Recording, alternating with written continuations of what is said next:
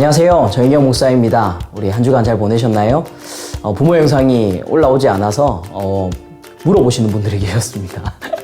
언제 영상이 올라오냐 이렇게 물어보시는 분들이 계시는데 관심을 가져주셔서 너무 감사하고요. 부모 학교 영상을 우리 계속해서 한번 촬영을 하고 또 우리 부모님들에게 제공할 수 있으면 좋겠다 생각을 하고 있습니다. 그래서 최선을 다해서 촬영을 하고 있고요. 이제 교회가 정상화되면서 조금 많은 시간들을 이제 다시 교회 정상화에 보내야만 했습니다. 그러다 보니까 시간이 조금 지체돼서 우리 부모님들에게 영상을 제공하는 게 조금 늦었습니다. 우리 영상을 제공하다가 한번 우리 정상화가 완전하게 되어지면 한번 우리 부모님들과 또 미팅하고 또 만날 수 있는 자리도 있었으면 좋겠습니다. 오늘은 부모학교 4번째 영상입니다. 여러분, 세상은 종종 자식을 향해서 뭐라고 얘기하죠? 짐이다 라고 얘기합니다. 그래서 그런 말 있죠. 무자식이 상팔자다 이렇게 얘기하죠. 제가 곰곰이 그 말을 고민해 보니까 왜 무자식이 상팔자다, 또 자식은 짐이다 이렇게 얘기했을까 고민을 해보니까요. 이 자녀를 키우려면 돈이 많이 들어가고요. 또 개인적인 시간들을 많이 쏟아 부어야 합니다. 또 이 부모로서, 자녀를 양육하면서 부모로서 많은 것을 포기해야만 했죠. 또 아이들이 투덜거리고 불평하는 것을 보면 이 난감할 때가 참 적지가 않습니다. 혹시 우리 부모님들 기억하십니까? 마트에서 우리 아이가 뗐을 때 그렇게 난감할 수가 없습니다. 식당에서 밥을 먹어야 되는데 이 아이들이 계속 이렇게 투정을 부리고 짜증을 내면 대체 이걸 어떻게 해줘야 되나 막 그런 생각이 들죠. 또 그것을 지켜볼 때가 있으셨을 겁니다. 결혼을 하고 자녀가 없이 마트를 가거나 식당을 갔을 때 자녀가 있는 우리 가정을 보면서 그것을 볼 때 이런 다짐 혹시 하셨죠? 우리 자녀들은 저렇게 안 키워야지. 근데 그게 참 쉽지가 않더라고요. 어쨌든 마침내 이 자녀가 생기고 가족 구성원을 이루면 부모로서, 이 가족의 모임으로서 사정은 달라지죠. 자녀에게 마음을 빼앗기고 삶의 변화가 생깁니다. 이전에는 아이들 없이 인생을 즐겼지만 이제는 아이들 없는 삶을 상상하기가 쉽지가 않습니다. 그래서 그들을 위해서라면 기꺼이 우리의 목숨까지도 내어놓을 수가 있죠. 자녀들을 잃을지 모른다라는 그 생각으로 너무너무 두려울 때가 많습니다. 혹시 여러분 자녀가 아파서 병원이라도 가면 어땠습니까? 하늘이 무너지는 것 같죠. 제가 신대원을 다닐 시절에 우리 첫째 아이가 이제 태어났고 우리 아내가 이제 혼자서 아이를 양육해야 했습니다. 첫 번째 병원에 입원한 적이 있었는데 폐렴으로 입원을 했는데 이 아이가 폐렴으로 입원하는 날 제가 학교를 올라가는 날이었습니다. 그 주간 학교를 올라가지 않으면 이 시험을 치기도 좀 쉽지 않았고 결국은 이제 학교를 올라갈 수밖에 없었는데 자녀가 아프다라는 소식이 너무나도 가슴이 메어졌고 매 시간마다 아내에게 연락해서 아이는 괜찮느냐 물었던 것 같습니다.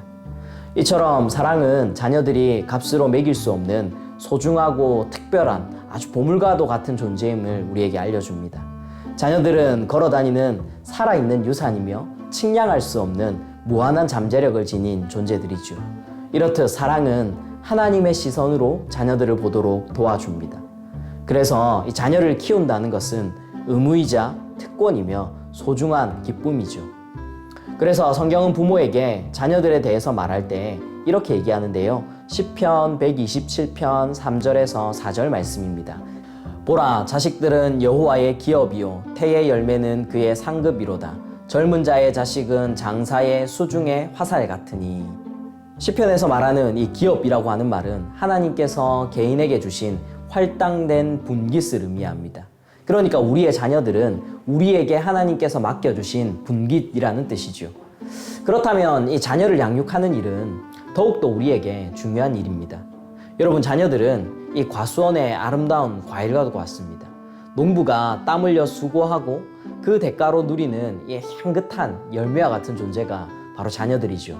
그러면 농부는 누구일까요? 바로 부모입니다. 그런데 이 과수원에서 농부가 열매를 맺기 위해서 어떤 일을 합니까?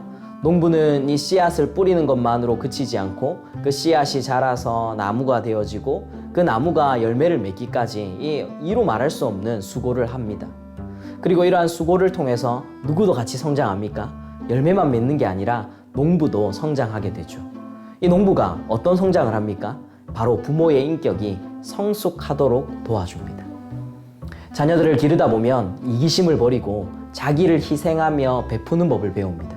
자녀들이 있기 때문에 부모의 능력을 최대한 발휘해서 여러 일에 도전하죠. 또 자녀들은 이 부모의 말을 그대로 모방함으로 인격을 시험합니다. 자녀들의 모습에서 이 부모의 교만을 드러내고 더 겸손하게 만드는 것이죠. 부모이기에 더 자발적으로 사랑하는 법을 배우게 합니다. 결국 이 사랑은 부모도 그리고 자녀들도 서로가 성장하고 성숙하게 만들어줍니다. 때문에 지금 자녀들이 몇 살이 되었든지 우리 그 아이들이 몇 살이든지 다시 한 번 더 그들에게 따뜻한 눈빛으로 사랑을 확인해주고 관심을 한번 보여주셨으면 좋겠습니다. 우리 하나님께서 여전히 우리를 사랑으로 대하여 주시는 것처럼, 제가 이 말 정말 좋아하거든요. 여전히 우리를 사랑으로 대하여 주시는 것처럼 우리의 자녀들을 어떻게 해요? 여전히 사랑으로 대할 때 사랑의 열매가 더 아름답게 맺어질 줄 믿습니다. 자녀들을 키우려면 헌신적으로 수고해야 하나요? 그럼요. 헌신적으로 수고해야 합니다. 끊임없이 양육의 비용을 넣어야 합니까? 그럼요. 끊임없이 양육의 비용이 들어갑니다. 때로는 반항하고 대드는 아이들을 볼 때 스트레스와 고통을 받지만 그럼에도 사랑해야 합니까? 그럼요. 그럼에도 사랑해야 합니다. 그 자녀들은 무엇과도 바꿀 수 없는 소중한 존재입니다. 우리의 모든 인생과 사랑과 시간과 관심을 다 쏟아도 아깝지 않은 존재이들이죠. 하나님은 그들을 거룩한 손으로 감싸서 사랑으로 우리의 품에 안겨주셨습니다. 그들은 우리의 생명의 열매이며 하나님의 살아 숨쉬는 상급임을 우리가 기억합시다. 부모님 여러분, 오늘의 미션입니다. 오늘은 자녀들에게 한번 이렇게 말해주셨으면 좋겠습니다. 너는 내게 세상을 다 주어도 바꿀 수 없는 소중한 선물이야. 내가 나의 아들이, 딸이 되어서 고마워. 한번 이렇게 말씀해 보실까요? 그리고 그 말을 한 그날 밤, 오늘 밤이 될 수도 있을 것 같고요. 내일 밤이 될 수도 있겠지만 그 말을 한 그날 밤 잠자리에 드실 때 하나님께 자녀들을 주셔서 감사합니다 라고 하는 그 기도를 한번 해보시면 좋겠습니다. 사랑하는 부모님 여러분, 자녀를 양육하는 것 쉽지 않은 것 같습니다. 이 영상을 찍고 있는 저도 마찬가지고요. 영상을 보고 계신 우리 부모님들도 마찬가지실 겁니다. 여러분들 힘내시고 함께 하나님이 여전히 우리를 사랑으로 대하듯이 우리의 자녀들을 여전히 사랑으로 대할 수 있었으면 좋겠습니다. 그럼 다음 영상에서 뵙겠습니다. 안녕!